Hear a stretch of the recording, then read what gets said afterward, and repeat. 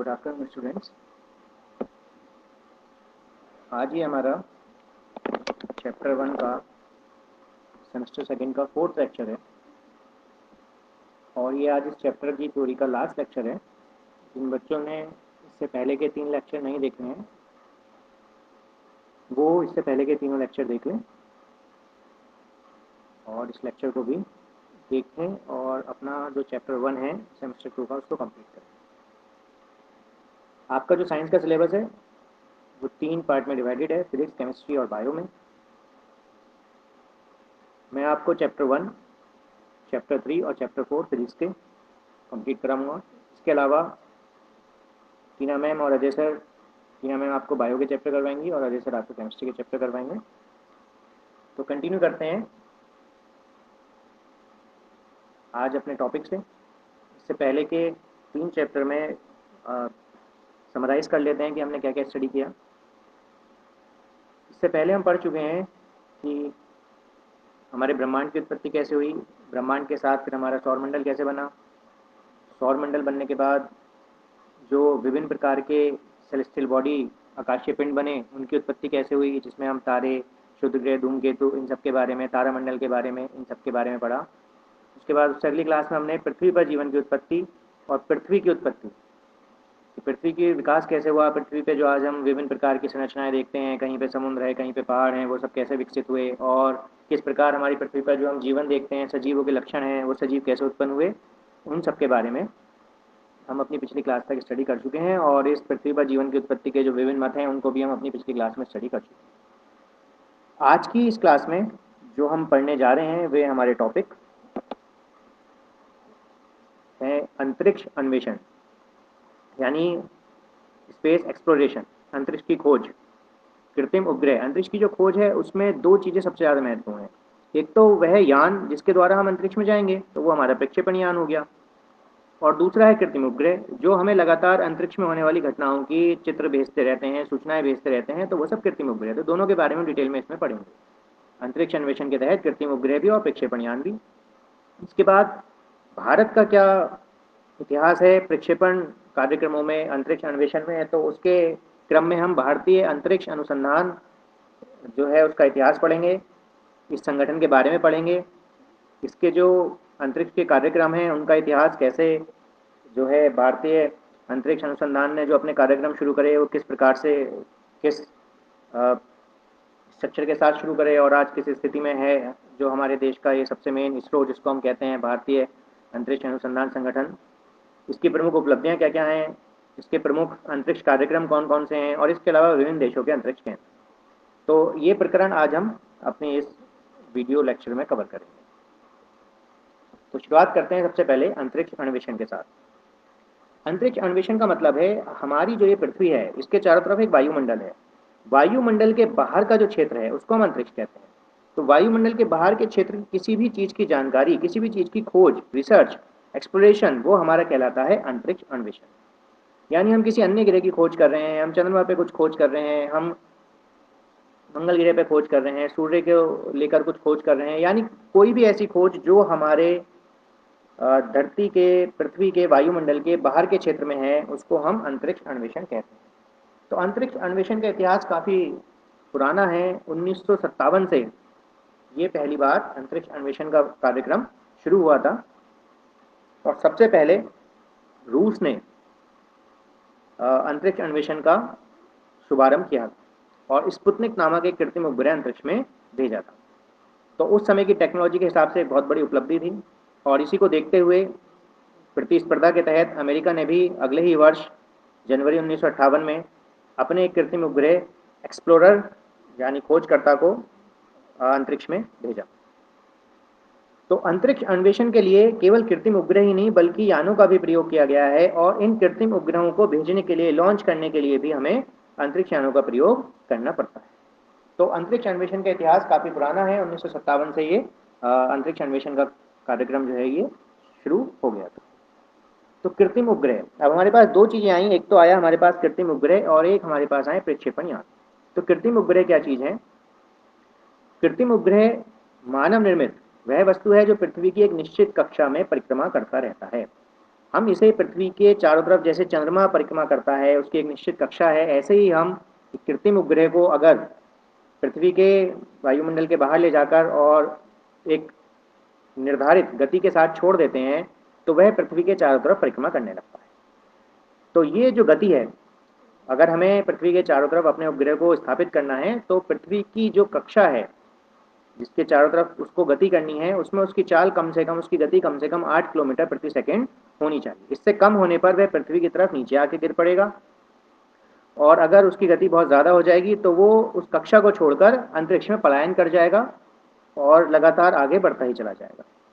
तो एक निर्धारित है कि जो उसकी चाल है वो 8 किलोमीटर प्रति सेकंड से कम ना हो और 11.2 किलोमीटर से ज़्यादा ना हो पर सेकंड से।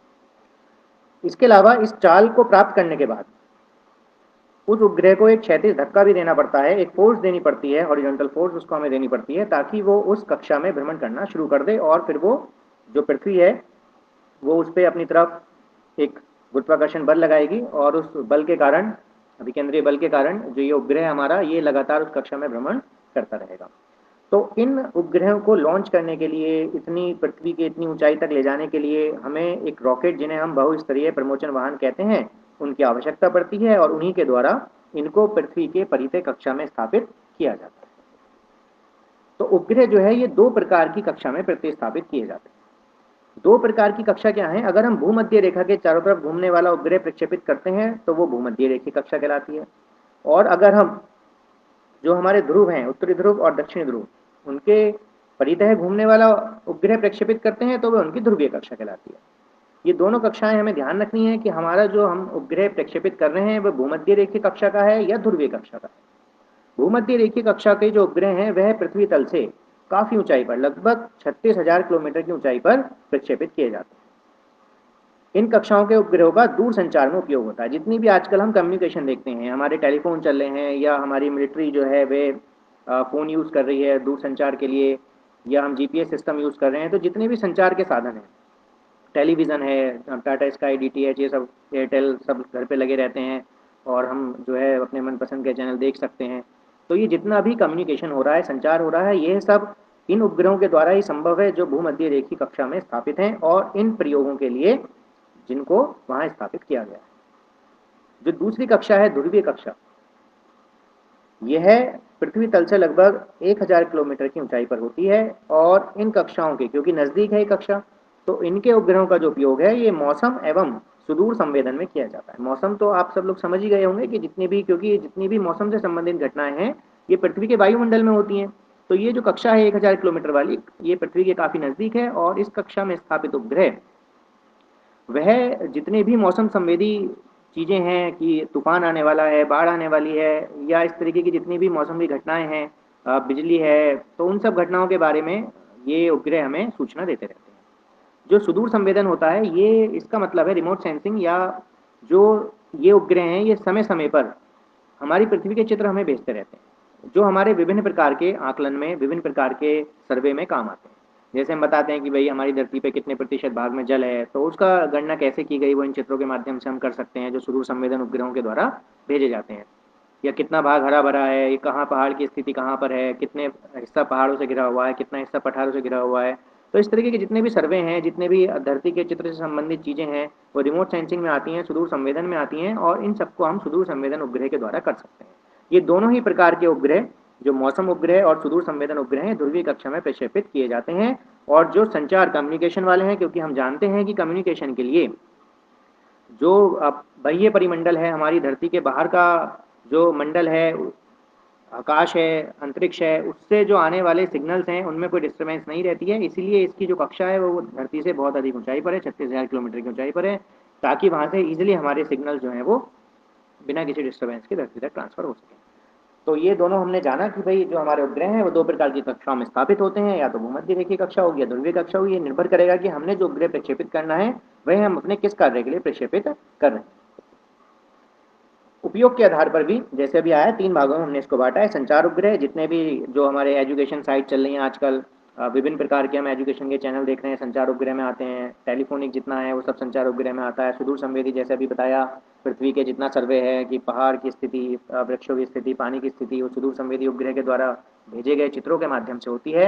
ऐसे ही मौसम मॉनिटरिंग उपग्रह जो है, ये जितनी भी मौसम से संबंधित घटनाएं हैं, साइक्लोन है, तूफान है, इन सब के बारे में जानकारी हमें प्रोवाइडेड करवाता है। तो 3 प्रकार के कृत्रिम उपग्रह हैं, 2 प्रकार की कक्षाओं में स्थापित होते हैं। अब बात करेंगे इन उपग्रहों को भेजने वाले प्रक्षेपण यान। तो भारत ने इस समय अभी तक जो संस्करण है वो 5 प्रकार के उपग्रह या प्रक्षेपण यान है। पहला है एसएलवी, जो दूसरा इसका संवर्धित बनाया था एएसएलवी, तीसरा पीएसएलवी, जीएसएलवी, और इस समय जो सबसे उन्नत संस्करण है जीएसएलवी मार्क 3। तो थोड़ा थोड़ा इन सबके पांचों के बारे में स्टडी करते हैं। तो जो पहला हमारा है एसएलवी, सैटेलाइट लॉन्च व्हीकल, उपग्रह प्रक्षेपण यान। यह परियोजना सबसे पहले इसरो, भारतीय अंतरिक्ष अनुसंधान संगठन द्वारा 1970 के दशक में शुरू हुई थी, और यह उपग्रह को प्रक्षेपित करने के लिए प्रौद्योगिकी विकसित करने के लिए की गई थी। इसकी जो परियोजना थी, इसमें जो मुख्य योगदान रहा वो डॉक्टर एपीजे अब्दुल कलाम की अध्यक्षता में रहा। यह इसका जो हमने लक्ष्य निर्धारित करा था उस समय इसरो ने कि 400 किलोमीटर की ऊंचाई तक पहुंचना, क्योंकि उस समय टेक्नोलॉजी बहुत ज़्यादा एडवांस नहीं थी। तो जो आज हम अभी हमने पढ़ा कि भाई 1000 किलोमीटर या 36,000 किलोमीटर की ऊंचाई तक हम अब उपग्रह स्थापित कर सकते हैं, परंतु उस समय स्टार्टिंग में 1970 के दशक में केवल 400 किलोमीटर की ऊंचाई तक ही ये इसका उद्देश्य था जिसको हम पूरा करना चाहते थे। और 40 किलो तक के पेलोड, यानी जो हमारा उपग्रह है उसको 40 किलो वजन तक के उपग्रह को हम ले जा सकते थे। तो इसकी जो पहली प्रायोगिक उड़ान हुई वो 1979 में हुई SLV-3 के नाम से, और यह उड़ान भी इसकी विफल रही। तो बहुत एक हल्का रॉकेट इसको कह सकते हैं जो था, जो शुरुआती स्तर पर बनाया गया। फिर इसी का एक उन्नत संस्करण आया ASLV। तो इसमें ज़्यादा पावर के लिए, जैसा हम देखते हैं पिछले डायग्राम में और इस डायग्राम में, साथ में ईंधन के लिए और सपोर्ट के लिए और 2 रॉकेट लगे हुए हैं। तो ये ज़्यादा उन्नत संस्करण था। इसका संवर्धित उपग्रह प्रक्षेपण यान या ASLV, इसमें 5 चरण ठोस ईंधन, यानी जो ईंधन का प्रयोग था वो ठोस रूप में हो रहा था और 5 चरणों में था, जो अलग अलग समय पर अलग अलग चरण रॉकेट से अलग होते चले जाते हैं और आखिरी में जाकर उपग्रह को प्रतिस्थापित कर देते हैं। यह पृथ्वी की निचली कक्षा में 150 किलो के उपग्रह, जैसे हमने देखा SLV केवल 40 किलो के उपग्रह को ले जाने में सक्षम था, इसकी हमने क्षमता बढ़ाई और 150 किलो के उपग्रह को स्थापित करने में सक्षम था। इसके विकास के लिए 1980 के दशक में भारत ने काम करना शुरू किया, और इसका डिज़ाइन जो पहले वाला SLV था उसी पर आधारित था, बस इसको थोड़ा सा इसकी पावर को एडवांस कर दिया ताकि ये ज़्यादा वजन को ले जा सके और थोड़ी ऊंची कक्षा में भी उपग्रह को स्थापित कर सके।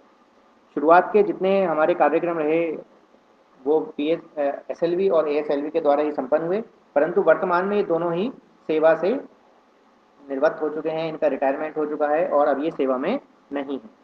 इस समय जो सेवा में है वो हमारे जो आगे के तीनों यान है, प्रक्षेपण यान, वो इस समय इसरो में सेवा में कार्यरत है।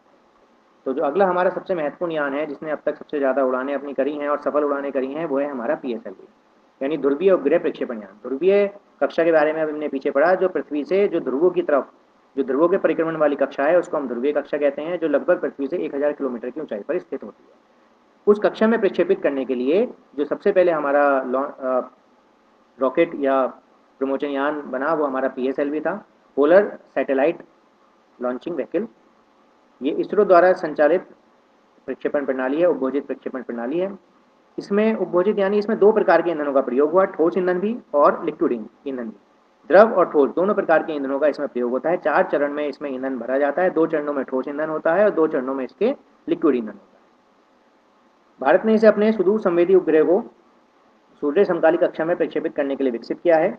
इससे हमारे जो मौसमी उपग्रह और सुदूर संवेदी उपग्रह हैं दोनों का प्रक्षेपण किया जाएगा। खास बात यह है कि जो हमारा चंद्रयान फर्स्ट भेजा गया था वो भी हमारा PSLV के द्वारा ही लॉन्च हुआ था, और जो हमने मंगलयान भेजा है अपना 2013 में, वो भी हमारा PSLV के द्वारा ही लॉन्च हुआ था। तो PSLV के विकास से पूर्व ये सुविधा केवल रूस के पास थी। तो ये कितनी बड़ी उपलब्धि थी भारत के लिए कि केवल एक ही देश ऐसा था जो सबसे शुरुआत में जिसने अंतरिक्ष अन्वेषण शुरुआत करा, रूस, और उसके पास ये सुविधा थी PSLV जैसी, और उसके बाद ये सुविधा भारत के पास आई। और PSLV छोटे आकार के उपग्रहों को भूस्थिर कक्षा में भी भेजने में सक्षम है। भूस्थिर यानी जो हमारी 36,000 किलोमीटर वाली जियो सिंक्रोनस ऑर्बिट है या भूस्थितिक कक्षा है, उसमें भी 36,000 वाली ऊंचाई तक भी ये सक्षम है भेजने में छोटे यानी कम वजन के उपग्रहों को। तो दोनों ही प्रकार के लॉन्च के लिए बहुत ही कारगर है ये पीएसएलवी जो प्रमोचन यान है, और इसके द्वारा इसरो ने केवल अपने ही देश के नहीं वरन अन्य कई देशों के उपग्रह भी अंतरिक्ष में भेजे हैं, और जिसके द्वारा समय समय पर इसरो ने हमारे देश का नाम रोशन किया है। फिर जो अगला उन्नत संस्करण है जीएसएलवी। जीएसएलवी ये स्पेशली भू-स्थिर उपग्रह प्रक्षेपण यान या जियो सिंक्रोनस सैटेलाइट लॉन्चिंग व्हीकल है। ये 36,000 किलोमीटर वाली जो कक्षा है उसमें उपग्रह को स्थापित करने के काम में आता है। इसके अब तक 12 लॉन्च हो चुके हैं। 2001 में पहली बार इसको लॉन्च होने के बाद 18 में GSAT-7A संचार उपग्रह को ले जाने तक इसका प्रयोग किया गया है अभी तक, और लगातार इसका प्रयोग आगे के जो फ्यूचर प्लान है उनमें भी जारी रहेगा। ये पृथ्वी की भू-स्थिर कक्षा में स्थापित करने में मदद करता है, और ये ऐसा बहुचरण रॉकेट है जो 2 टन से अधिक भार, कितना ज़्यादा, वहाँ स्टार्टिंग वाला जो एसएलवी था वो केवल 40 किलो तक वजन ले जाने में सक्षम था, फिर 150 किलो तक हमने उसकी संवर्धन क्षमता करी, और ये 2 टन यानी 2000 किलो तक का वजन 36,000 किलोमीटर की ऊंचाई तक ले जाने में सक्षम है। तो हमने अपनी टेक्नोलॉजी को, इसरो ने अपनी टेक्नोलॉजी को इतना ज़्यादा सक्षम कर लिया है कि जीएसएलवी के द्वारा हम जो 36,000 किलोमीटर की ऊंचाई वाली कक्षा है, इक्वेटर के ऑर्बिटिंग वाली कक्षा है, उसमें हम आसानी से किसी भी प्रकार के अपने इतने ज़्यादा वजन तक के उपग्रह को भी स्थापित कर सकते हैं, और ये विषुवत वृत्त या भूमध्य रेखा की सीध में होता है जो 36,000 किलोमीटर वाली हमारी कक्षा है। तो जीएसएलवी जो है ये अपना कार्य 3 चरणों में पूरा करते हैं।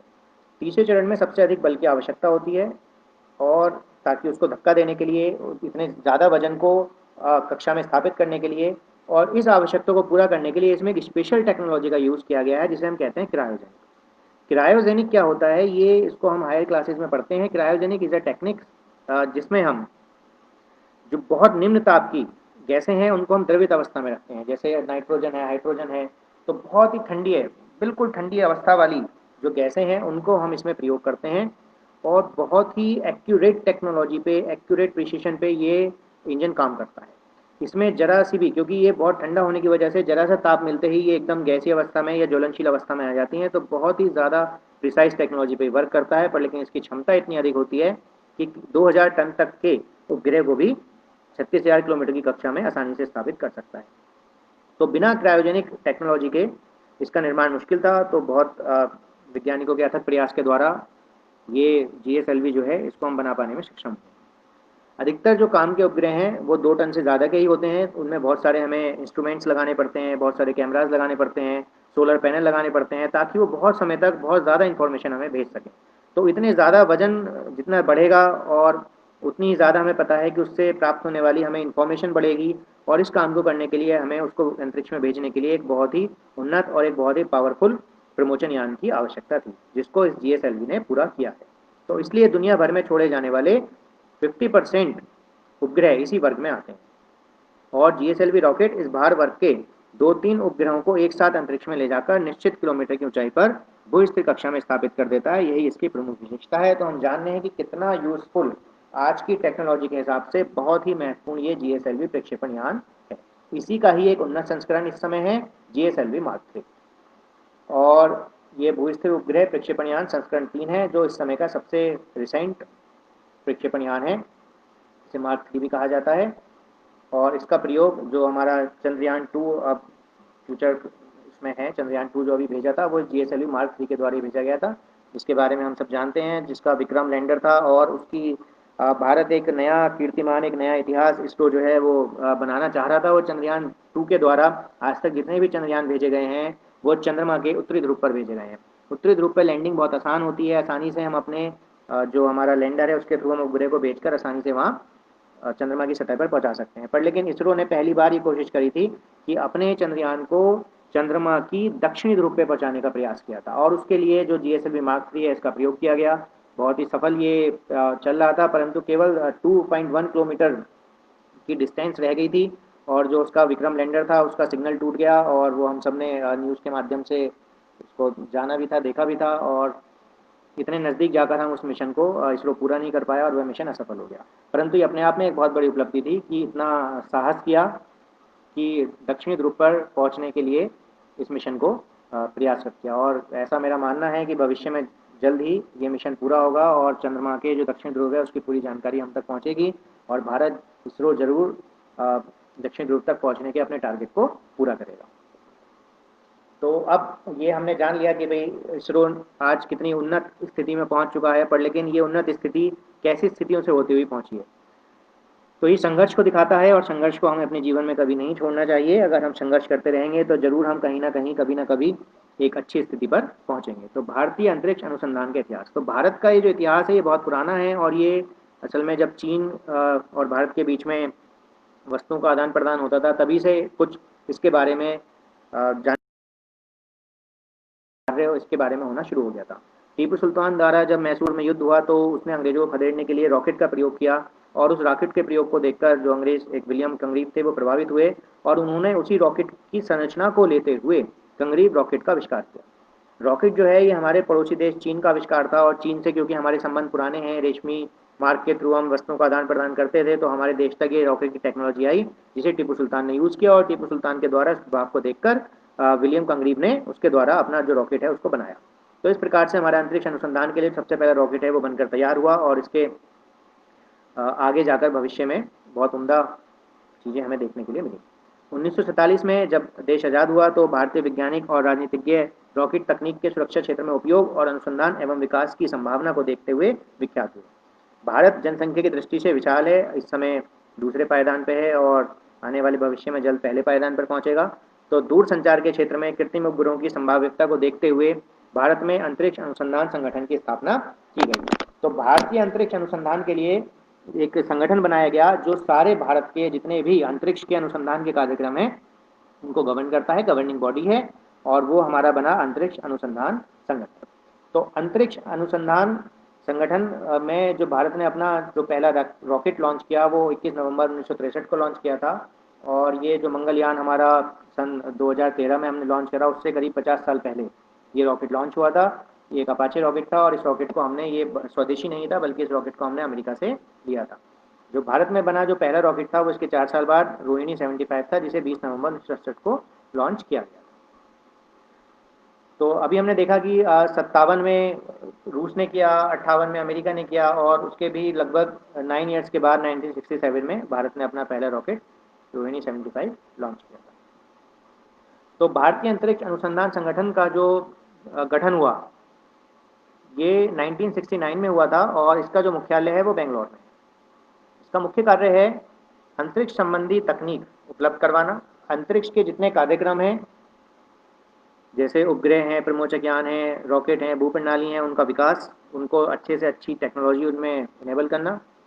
इसकी स्थापना 15 अगस्त 1969 में की गई थी, स्वतंत्रता दिवस के दिन हमारे। तब इसका नाम अंतरिक्ष अनुसंधान के लिए भारतीय राष्ट्रीय समिति, इनको स्पार था, जो बाद में इसका नाम बदलकर इसरो यानी इंडियन स्पेस रिसर्च ऑर्गेनाइजेशन हो गया है। 1980 में रोहिणी उपग्रह पहला भारत निर्मित प्रक्षेपण यान SLV-3 बन गया जिसे कक्षा में स्थापित किया गया।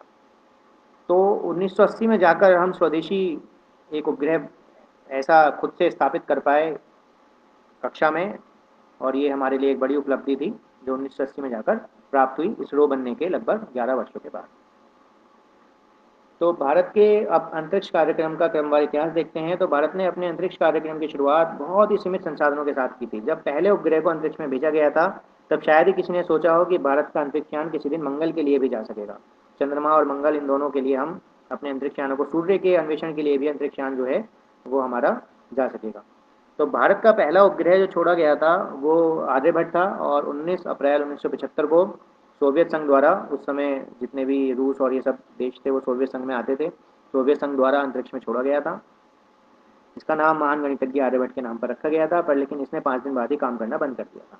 लेकिन ये अपने आप में भारत के लिए एक बड़ी उपलब्धि थी क्योंकि भारत रूस और अमेरिका जैसे चुनिंदा देशों के साथ प्रतिस्पर्धा में आकर खड़ा हो गया था और उसने अपना एक स्टैंड क्लियर कर दिया था कि कोई भी क्षेत्र हो, कितनी भी टेक्नोलॉजी का हो, कितनी भी विषम परिस्थितियों का हो, भारत उसमें पीछे हटने वाला नहीं है, हमेशा प्रगति करता ही रहेगा। तो ये देखिए, इसमें ये आर्यभट्ट उपग्रह का चित्र है और ये साथ में उसके एंटीना का जिससे हम उसको सिग्नल भेजते थे। तो आप खुद सोच सकते हो कि जब ये टेक्नोलॉजी स्टार्ट हुई थी कितनी टिपिकल रहा होगा इस तरीके का उपग्रह बनाना, और ये इतना बड़ा एंटीना इसका है जिसके द्वारा इसको सिग्नल भेजे जाते थे और इससे सिग्नल प्राप्त किए जाते थे। फिर टेक्नोलॉजी का उसके 4 साल बाद 1979 को भारत ने दूसरा उपग्रह अपना भास्कर जो 445 केजी का था उसको पृथ्वी कक्षा में स्थापित किया। और फिर इसके बाद एक और एप्पल सैटेलाइट को 1981 में प्रक्षेपण किया, पर लेकिन देखिए उस समय ले जाने के लिए बैलगाड़ी का प्रयोग किया जा रहा है। तो एक समय ऐसा था कि उपग्रह को ले जाने के लिए हमारे पास व्हीकल तक नहीं थे और बैलगाड़ी में हम उपग्रह को लेकर जा रहे थे। तो किसी ने नहीं सोचा होगा कि ये ऐसी स्थिति से भारत आज की ऐसी स्थिति में पहुंच जाएगा जब वह अनेक देशों के लिए उपग्रह को प्रक्षेपित करता है और केवल पूरे विश्व के केवल ऐसे 6 देश हैं जिनकी अपनी क्षमताएं हैं जो वो अपने उपग्रह को स्थापित कर सकते हैं। उस क्लब में भारत शामिल होगा। तो आप इसरो की प्रमुख उपलब्धियां देखते हैं इतने विषम परिस्थितियों के साथ। आज जो इसरो की प्रमुख उपलब्धियां हैं वह इनसैट और जीसैट श्रृंखला के कृत्रिम उपग्रहों का प्रक्षेपण है जो मौसम संबंधी भविष्यवाणी करते हैं। इसके अलावा IRS श्रेणी के उपग्रहों का प्रक्षेपण और उनका विकास है। ये जो हमारी पृथ्वी की संरचना है उसकी जानकारी देते हैं। मौसम संबंधी आंकड़ों के लिए पूर्वानुमान के लिए मैटसैट का विकास है। खगोलीय प्रेक्षणों के लिए रोहिणी और कार्टोसैट श्रेणी के उपग्रहों का विकास किया है। नौवहन प्रणाली यानी जितने हमारे ये एरोप्लेन होते हैं इनकी ट्रांसमिशन के लिए, जितने हमारे वाटर वाले प्लेन होते हैं इनके ट्रांसमिशन के लिए एक अलग प्रणाली का अपने IRNSS का विकास किया है। शिक्षा के प्रसार के लिए एडुसैट का विकास और मंगल ग्रह के अन्वेषण हेतु मंगलयान का विकास। तो इतनी सारी हमारी इसरो की उपलब्धियां हैं जो हर एक क्षेत्र में जो भी अंतरिक्ष अन्वेषण से जुड़ा क्षेत्र है लगभग हर क्षेत्र को इसरो ने टच किया है। अब कुछ प्रमुख कार्यक्रम, लगभग अभी तक 100 से अधिक उपग्रहों का प्रक्षेपण हो चुका है। 109 से अधिक सफल कार्यक्रम इसरो के हैं, पर लेकिन उन सबको हम जो है समराइज, जो मेन है उनको हम यहाँ समराइज कर रहे हैं। तो आर्यभट्ट सबसे पहला हमारा इसरो का कार्यक्रम था जो 1975 में जो उपग्रह का प्रक्षेपण हुआ। उसके बाद भास्कर अभी हमने पीछे पड़ा, सेकंड नंबर पे हमने इसको 1979 में किया। इसके बाद रोहिणी प्रथम, रोहिणी द्वितीय, एप्पल सैटेलाइट जिसको अभी हमने देखा बैलगाड़ी से लेकर जाया गया था उस समय। उसके बाद भास्कर 2 और उसके बाद इनसैट श्रृंखला के सैटेलाइट हैं जो 1982 से लेकर 2016 तक इन सैटेलाइट का प्रयोग किया गया है। संचार सैटेलाइट हैं, संचार टेक्नोलॉजी के लिए इनका प्रयोग किया गया है। IRS श्रृंखला के सैटेलाइट जो IRS-1A जो 1988 में पहला छोड़ा गया से लेकर IRS-P6 जो 17 अक्टूबर 2003 तक इस श्रेणी के कुल 9 मिशन को छोड़ा गया है। और ये भूप्रेक्षण यानी जो हमारी धरती के विभिन्न समय पर चित्र हैं, विभिन्न स्थितियां हैं, उनकी जानकारी के लिए इन उपग्रहों का विकास किया गया है। जीसैट श्रृंखला के 21 मिशन अभी तक छोड़े गए हैं। ये जीसैट श्रृंखला के जो मिशन है ये कम्युनिकेशन से संबंधित हैं। आज हमारा जो कम्युनिकेशन सिस्टम है बहुत स्ट्रांग है और विभिन्न प्रकार के हम देखते हैं फ़ोन पे GPS और ग्लोबल पोजिशनिंग सिस्टम, मतलब लाइव हम देख सकते हैं, लाइव वीडियो सब कर सकते हैं, वो सब इन सैटेलाइट के द्वारा ही, इन कम्युनिकेशन सैटेलाइट के द्वारा ही संभव हो पाया है। तो जीसैट श्रृंखला में इसरो ने अब तक कुल 21 मिशन करे हैं, GSAT-1 से लेकर GSAT-30 तक। कुछ मिशन इसमें असफल भी रहे हैं परंतु अधिकतर मिशन इसके हमारे सफल हैं। एडुसैट जो केवल एजुकेशन से संबंधित कम्युनिकेशन सैटेलाइट है, इसका सितंबर 20 2004 में प्रक्षेपण किया गया। इसको हमें याद भी रखना है, इंपॉर्टेंट क्वेश्चन है कि केवल एजुकेशन के लिए समर्पित सैटेलाइट का प्रक्षेपण कब किया गया, तो एडुसैट है जिसका 2004 में प्रक्षेपण किया गया। इसके अलावा चंद्रयान 1 मिशन जो हमारा 22 अक्टूबर 2008 को किया गया। IRNSS जो नौवहन प्रणाली अभी पीछे बताई, नौवहन प्रणाली के उपग्रहों का अब तक 9 उपग्रहों का प्रक्षेपण करा जा चुका है, 9 मिशन किए जा चुके हैं इसके, जो जुलाई 2013 से लेकर अप्रैल 2018 तक इसरो द्वारा संचालित हुए। इसके अलावा ये बहुत महत्वपूर्ण है मंगल मिशन, क्योंकि बहुत ही कम देश ऐसे हैं जो मंगल तक अपने यान को पहुंचा पाए हैं या उसके बारे में मंगल यान की तक अपने उपग्रह को पहुंचाने की सोच भी रख पाए हैं। तो जो मिशन मंगल है इसके ऊपर पूरी एक पिक्चर भी बनी हुई है। और ये जो था हमारा, इसको हम MOM मार्स ऑर्बिटर मिशन भी बोलते हैं या मंगल कक्षेत्र मिशन अंतरिक्षयान भी कहते हैं। ये 2013 में इसरो द्वारा संचालित किया गया था और लगभग 2 वर्ष की अवधि में ये मिशन ऑर्बिटल में पहुंचा है और ये लगातार जो है मंगल ग्रह के चित्र हमें भेज रहा है, जो मंगल ग्रह की सतह, उस पर पाए जाने वाले पदार्थ और उन सब के लिए अत्यंत महत्वपूर्ण है। पानी की उपस्थिति मंगल ग्रह पर, इन सब की जानकारी हमें इस अंतरिक्षयान के द्वारा भेजे गए चित्रों के माध्यम से लगातार प्राप्त हो रही है। इसके अलावा चंद्रयान 2 जो जुलाई 22 2019 जो रिसेंटली अभी किया गया था, पर लेकिन इसमें जो उद्देश्य था वो दक्षिणी ध्रुव पर उपग्रह को पहुंचाना था, जो सफल नहीं हो पाया और बहुत नज़दीक जाकर ये मिशन हमारा असफल हो गया। इसके अलावा जो सबसे बड़ी उपलब्धि है वो आज तक इसरो 33 देशों के 319 उपग्रहों का प्रक्षेपण कर चुका है। तो जो हम किसी अन्य उपग्रह का प्रक्षेपण करते हैं, किसी अन्य देश के उपग्रह का प्रक्षेपण करते हैं, तो उसके बदले में इसरो को अमाउंट मिलती है, पैसा मिलता है। तो वो इसरो ऐसा नहीं है कि केवल पैसा खर्च ही कर रहा है, बल्कि वो हमारे देश को पैसा कमा कर भी दे रहा है। और ये कितनी बड़ी संख्या है, 319 उपग्रहों का प्रक्षेपण पीएसएलवी जो हमारा लॉन्चिंग व्हीकल है उसके द्वारा इसरो अभी तक कर चुका है।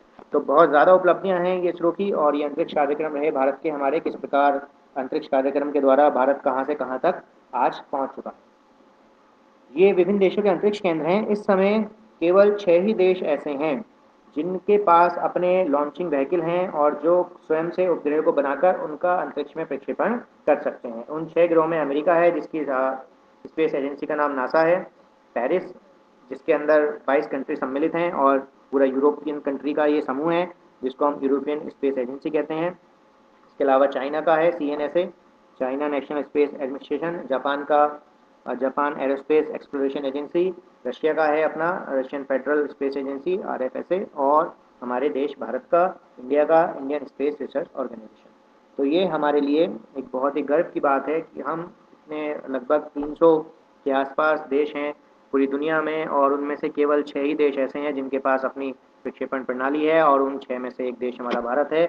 और लगातार नित नए आयाम भारत जो है इस अंतरिक्ष के क्षेत्र में स्थापित करता जा रहा है।